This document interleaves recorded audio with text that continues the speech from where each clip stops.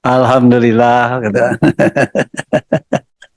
Assalamualaikum warahmatullahi wabarakatuh. Terima kasih pimpinan beserta para anggota Dewan yang saya hormati Pak Mendagri beserta jajaran. Saya hormati Pak Ketua KPU, Ketua Bawaslu dan DKPP juga beserta jajaran.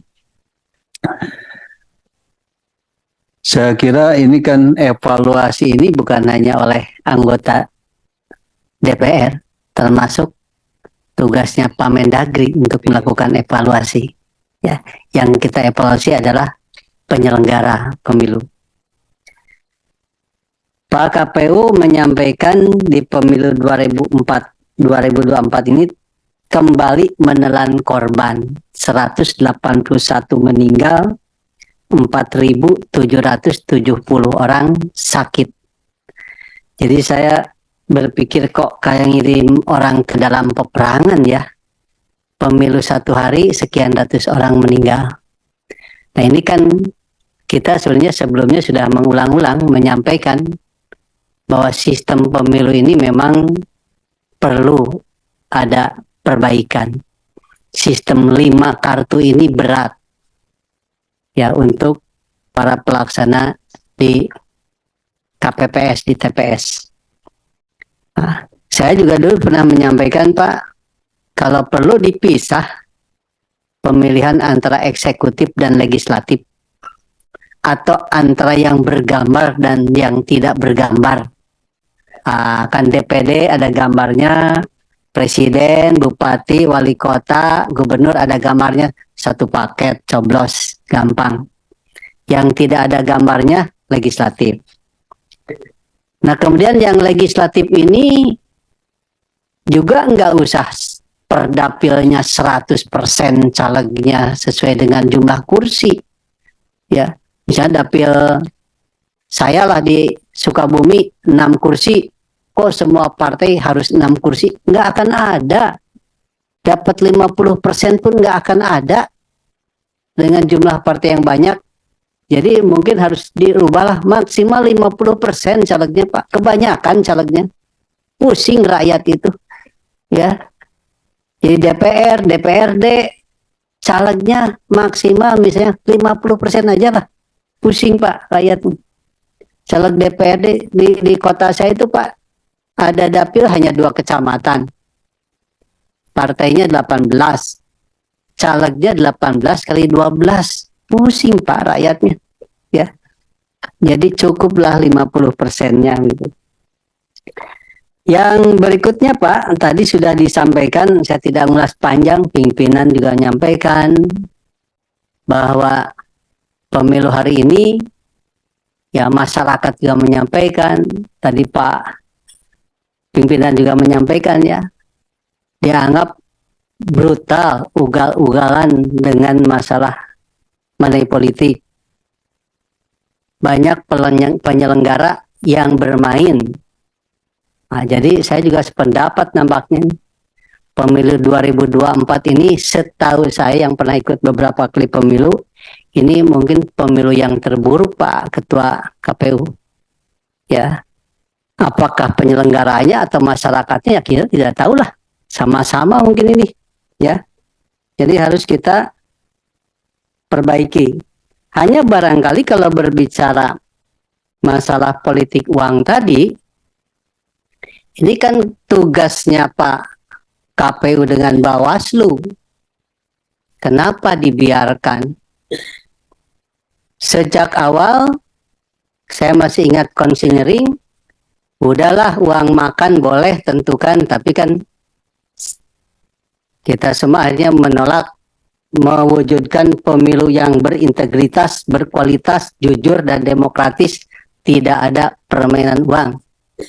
Prakteknya di hari tenang justru itu menjadi hari yang paling sibuk untuk menyampaikan uang dalam rangka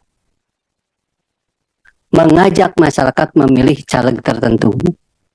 Nah pertanyaan saya, sejauh mana yang dilakukan pengawasan oleh Bawaslu maupun oleh KPU? Ya. Kalau nggak aturannya nggak boleh, ya harusnya dilakukan penindakan dan pengawasan pada saat itu. Tapi itu hampir tidak dilakukan, Pak.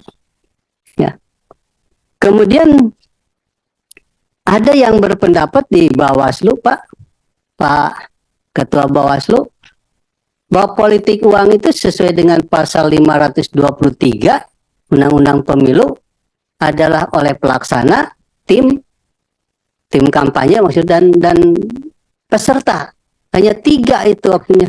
Jadi kalau oleh relawan, oleh saudara, pakai uang sendiri, itu bukan money politik. Ini gimana ini? Ya. Apa benar begitu, Pak Ketua? Di undang-undang pada saat kampanye, Pak, yang itu. Ya. Pada saat kampanye, tapi pada saat pemungutan suara itu setiap orang. Pada saat kampanye, ini pada hari tenang. Hari tenang setiap orang, Pak. Di hari tenang 3 tadi, Pak. Iya. Pelaksana, peserta, tim kampanye. Nah, tapi memang kalau kita lari, maaf, Pak. Yang hari tenang sama dengan kampanye, Pak. kalau orang Unsurnya. kalau orang itu mengaku dia uang sendiri, Iya. dan dia bukan tim kampanye, hanya relawan, hanya saudara, pakai uang sendiri, simpati, menyerahkan uang pada hari tenang. Tuh, kita itu periksa. pidana enggak? Kita periksa, tapi itu tidak memenuhi unsur dalam ketentuan pidananya, Pak. Ini unsur? Tidak memenuhi unsur. Karena harus peserta pemilu, tim kampanye, dan pelaksana yang ditunjuk. Ya, makanya artinya kalau relawan, kalau saudara, nah itu di hari tenang menyebarkan uang jadi boleh. Nah, ini jadi aneh kan? Kalau saya bilang nggak boleh nanti jadi masalah, tapi di undang-undang agak sulit, Pak, untuk kemudian, karena pidana kan harus precise, jadi harus terbukti unsur-unsurnya. Itu jadi persoalan. Tapi kalau lari ke pasal 492 Undang-Undang Pemilu, setiap orang tidak boleh berkampanye di luar jadwal yang ditetapkan. Di hari tenang itu kan pasang gambarnya nggak boleh. Sudah peristiwa pidana itu, Pak. Sudah peristiwa pidana. Nah, di sini kan Pak Mendagri, Pak Irjen, APH ya. Di APH itu kan ada penyelidik, ada penyidik. Ya, kebetulan saya juga belajar ilmu hukum. Penyelidik itu tugasnya menemukan peristiwa pidana. Dan Gakumdu itu penyelidik loh, bukan penyidik. Penyidik yang bertugas menjadi penyelidik di Gakumdu. Tugasnya menemukan peristiwa pidana. Kalau peristiwa pidana ditemukan, dia harus laporkan kepada penyidik. Itu loh. Menurut saya, setahu saya dalam ilmu hukum begitu. Ya, mungkin ini menjadi catatan.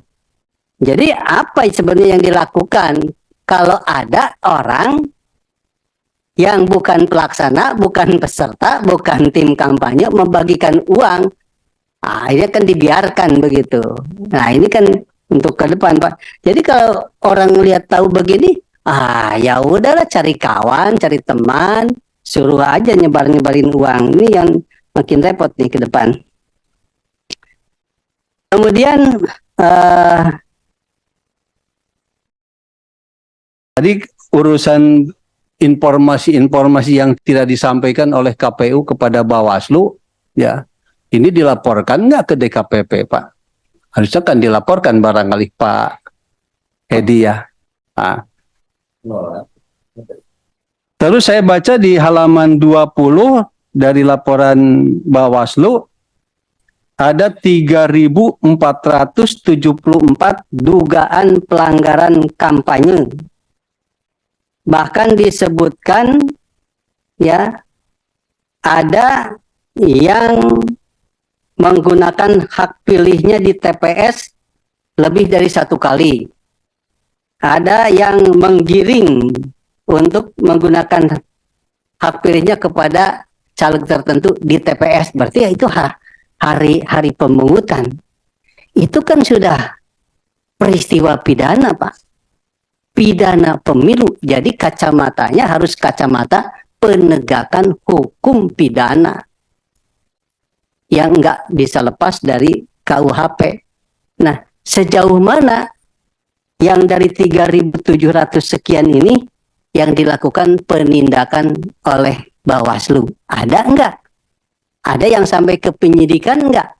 Ada yang sampai ke pengadilan enggak? Nah, itu mungkin perlu informasikan, Pak.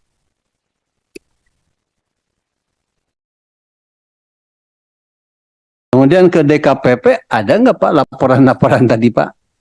Tindak pidana pemilu ke DKPP dilaporkan dan sebagainya Pak. Baik, saya kira itu saja Pak dari saya Pak. Jadi memang undang-undang pemilu ini kan lebih kepada hukum administrasi negara, tapi di dalamnya disebutkan ada tindak pidana pemilu. Kalau tindak pidana pemilu artinya kacamatanya hukum pidana. Ada penyelidik, ada penyidik dan seterusnya. Terima kasih. Assalamualaikum warahmatullahi wabarakatuh. Assalamualaikum warahmatullahi